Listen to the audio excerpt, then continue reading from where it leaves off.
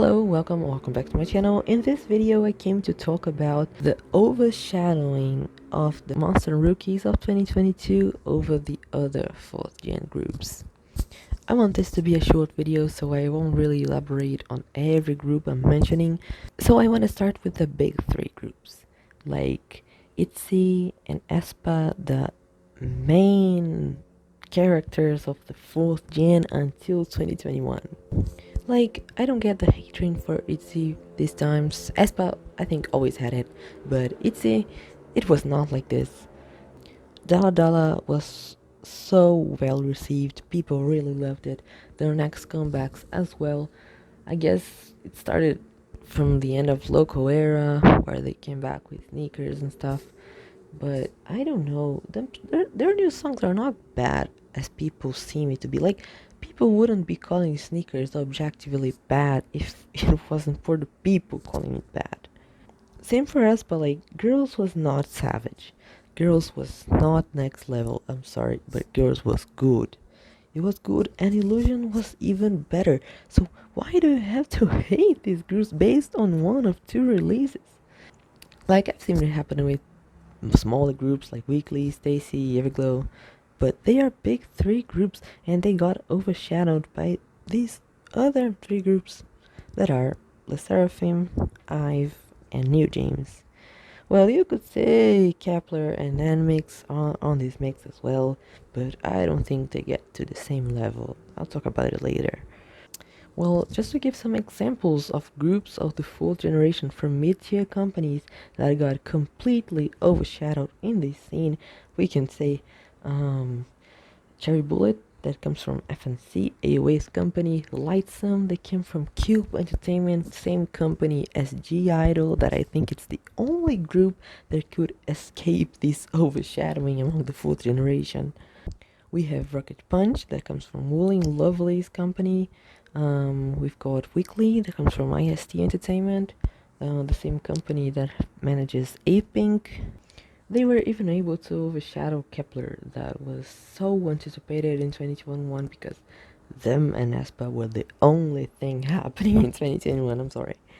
Ive debuted a month before Kepler, and Kepler did not predict it, but they had to fight it. And it was only one competitor amongst the biggest, and then Le Seraphim debuted, and then New Jeans debuted, and then people started a big hate train for Kepler. Queendom, I liked it, but it was not the best for them. Up is really good, and I really love Refresh. This might be an unpopular opinion, but I really love Refresh, and I don't get why people don't. But anyways, they use this as an excuse to hate on Kepler. They say they are untalented, they say they should disband. Like, no girl, they shouldn't. They got there, they debuted. Why should they disband? Like, I don't get it. Just because you don't like their songs doesn't mean they should disband, for the love of God. As for NMAX, they weren't really liked from day one because OO was not it for everyone, and I get it.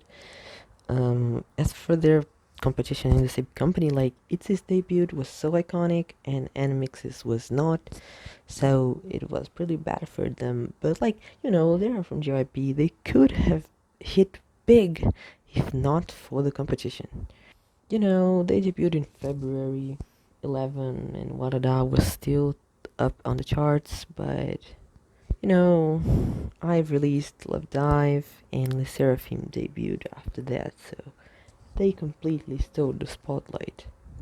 And for the most anticipated and supposedly big groups to debut in 2022, they got overshadowed. Imagine the groups in the 4th generation that debuted 4 years ago, just like Cherry Bullet, for example.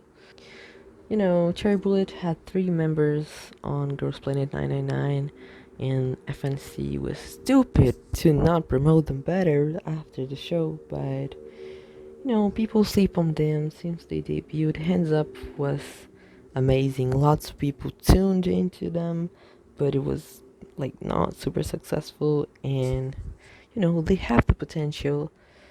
I'm talking about them specifically because I'm trying to stand them, and I really see the potential because I follow them since their debut.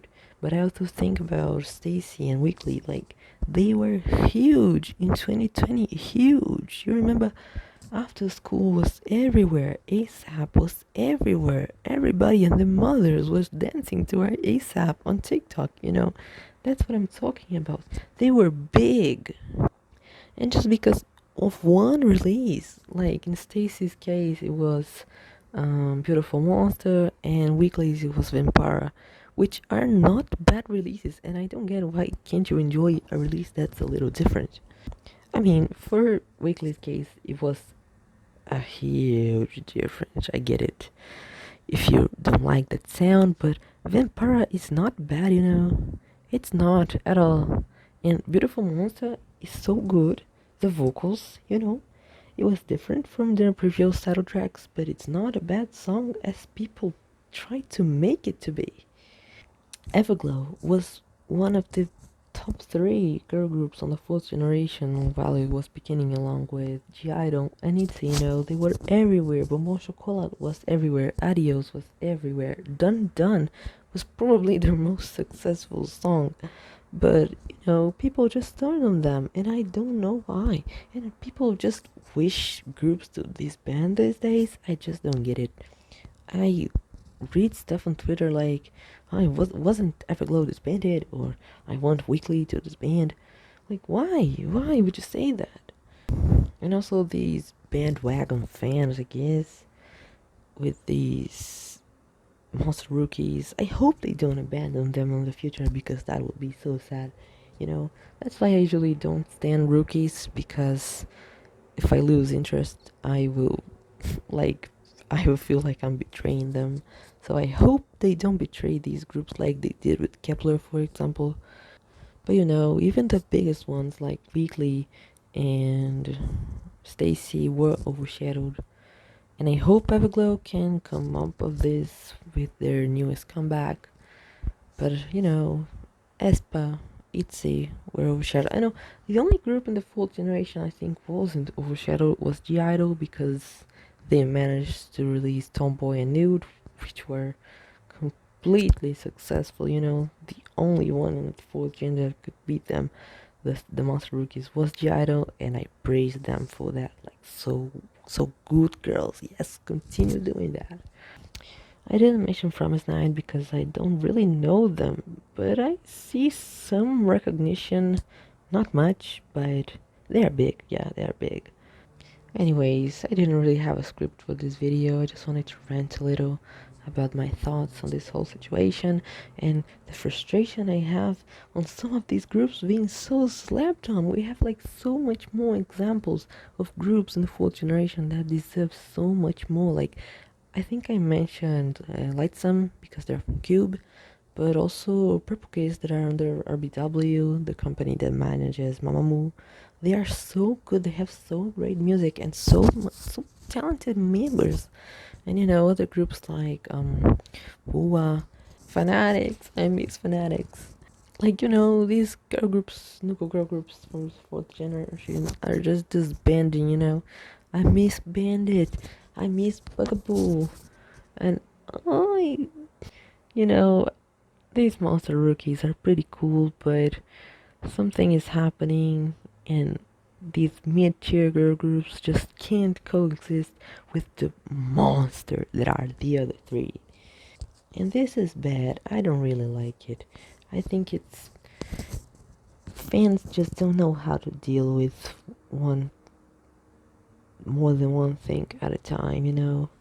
Like you can like more than one group. Like you don't have to throw hate to every group that is not your fave.